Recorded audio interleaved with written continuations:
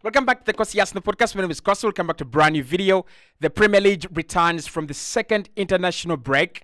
And before Arsenal take on Bournemouth, I thought we would talk about what we've learned so far from the first 7 games that we have played. There was Manchester City there, there's Tottenham there, Brighton as well. And Arsenal are among the two clubs that are unbeaten so far in the Premier League. I mean, it's just 7 games, but if you've played Man City, you've also played Tottenham Hotspur, huge games.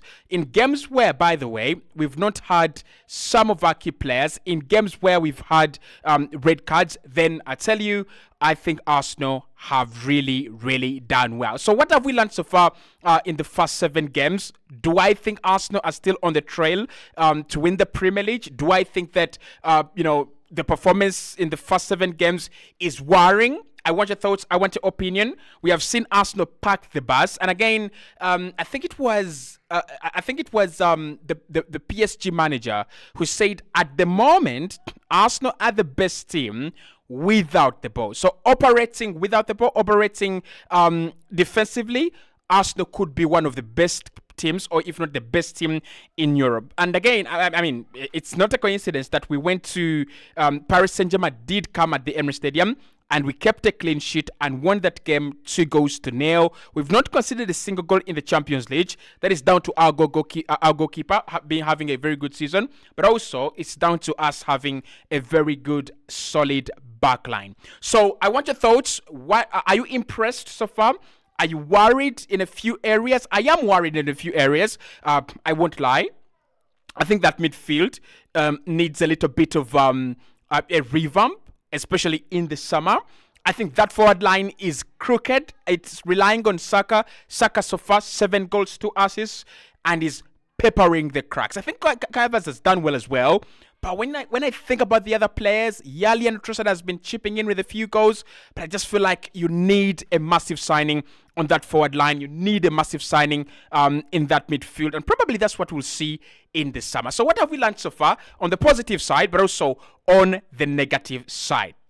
The first thing I want to say is I think that we have found a way of adapting to games, which I would call my plan B.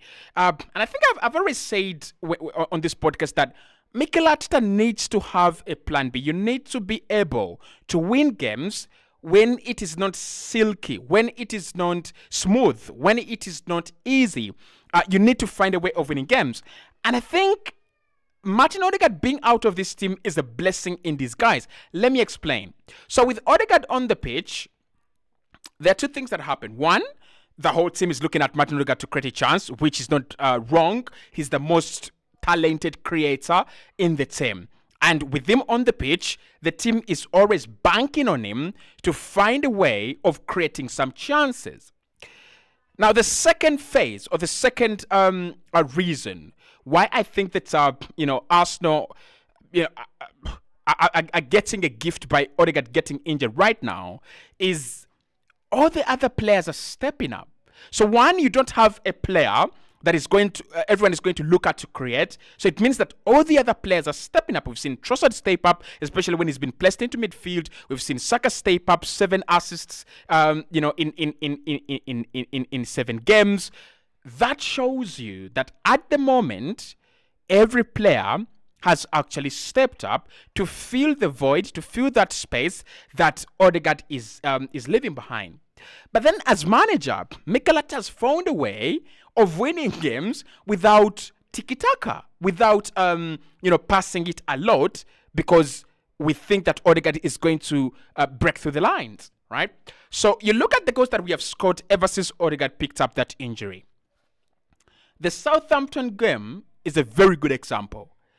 You wouldn't say that it was magical. Actually, there was no magical goal. Apart from that Saka assist to Gabriel Martinelli, maybe, there was nothing magical about the goals. But they were direct goals. Saka wins the ball in transition. Southampton drop it. He plays a direct pass into Kai Havertz, and that pass puts Kai Havertz in front of 2 Southampton players, right?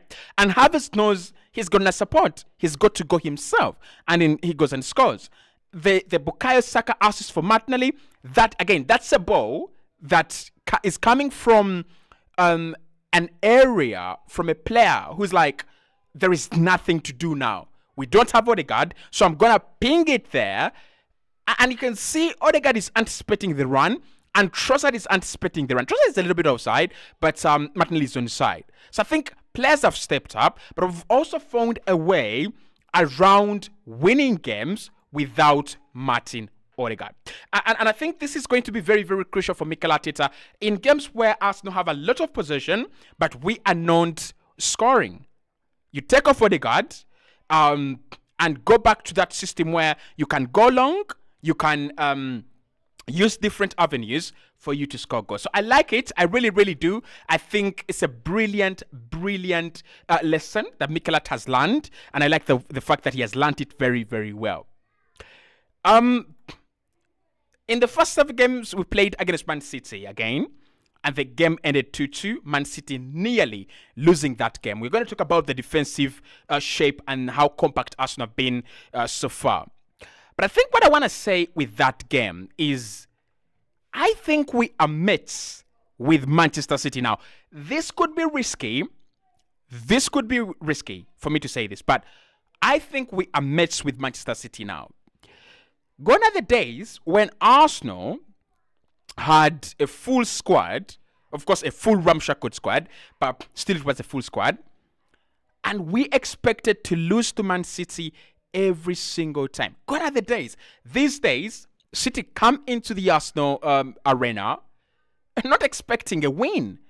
They come into the Arsenal arena thinking, this is going to be difficult, and it's difficult. Now, what I saw this season was actually quite impeccable.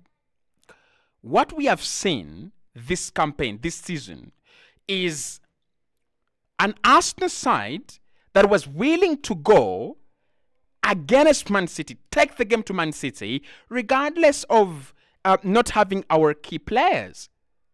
That was really nice. And you had the likes of Calafiori making their debuts. You had a lot of injuries in the side. But this Arsenal team took the game to City. And City said, wait a moment, a draw will be okay. And they really, really struggled. So I think if you want to beat City to the title, you've got to make sure that you've got to make sure of one or two things. One, you need to be sure that you can beat them or you can take points off them. Now, last season, we beat them 1-0 at the Emirates, and we drew with them 0-0. This season looks like we are running the same script. We've not lost to them. Actually, if I remember right, Arsenal were away against City. We were away at City. So that shows you that this Arsenal team can be trusted.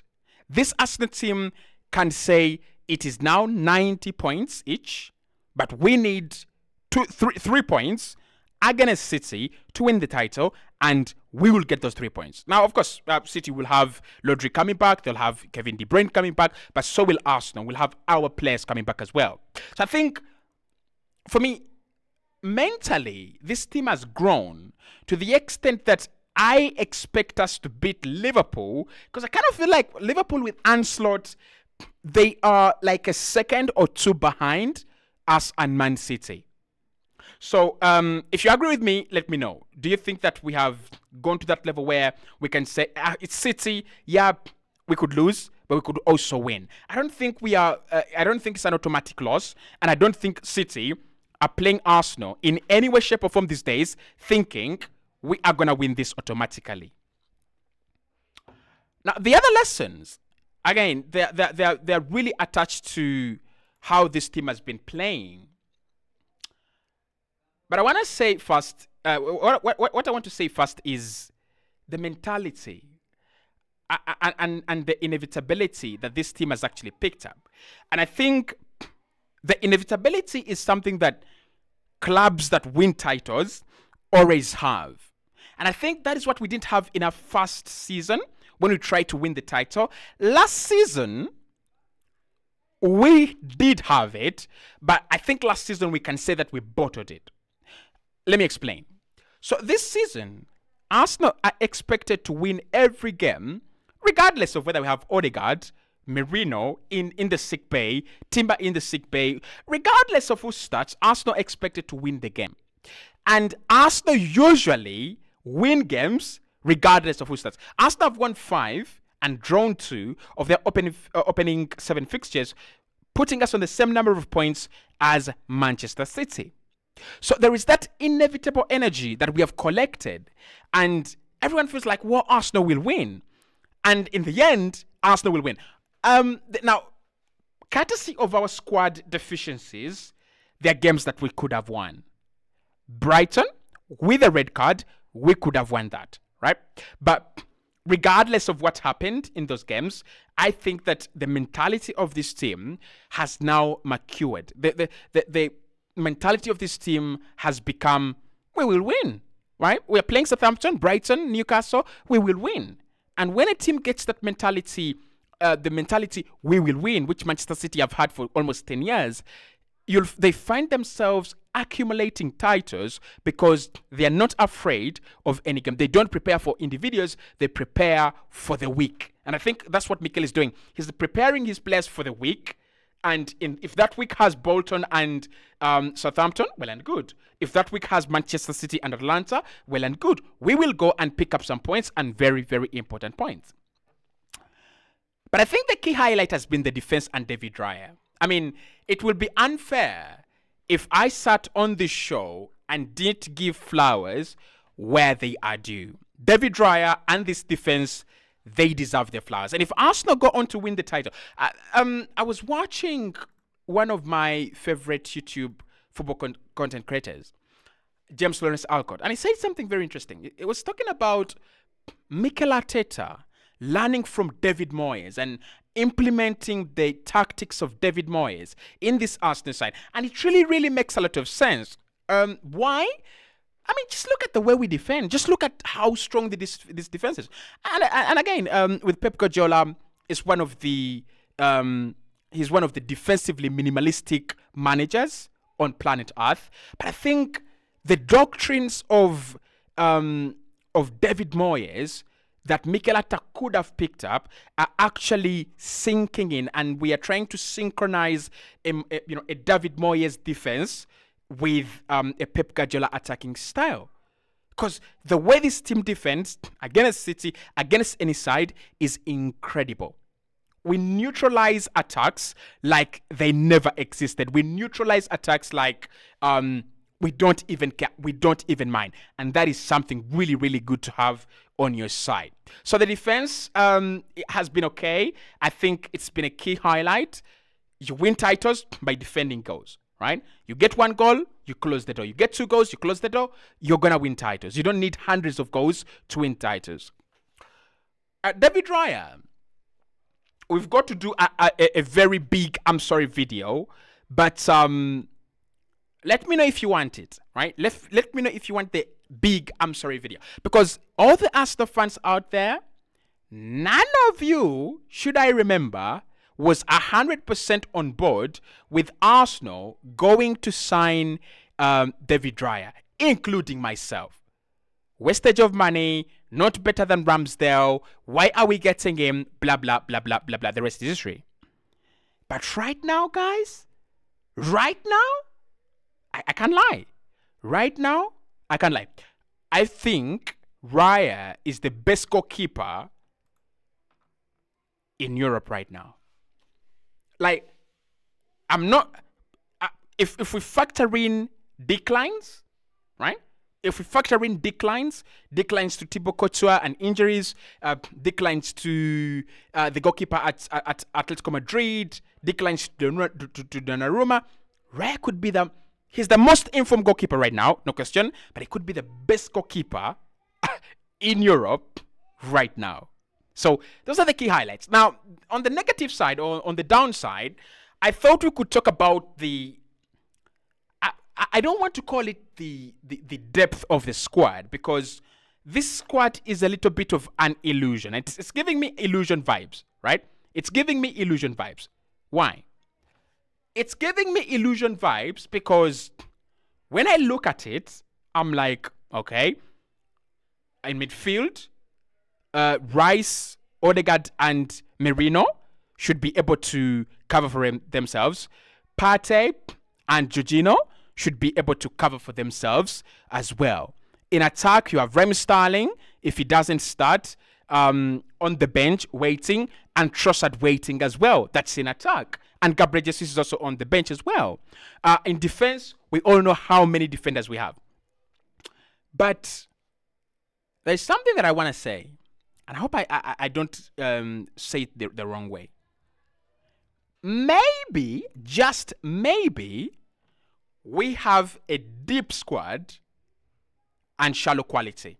And that is really, really bad, because one of the problems that Mikel Arteta has been trying to, address, and why he has been signing versatile players, is you want maximum quality. You want quality overloads in your team. But when you think about the team that he had, Aubameyang and Lacazette, honestly, is Kai Havertz and Jesus better than Aubameyang and Lacazette? There is something to discuss, right?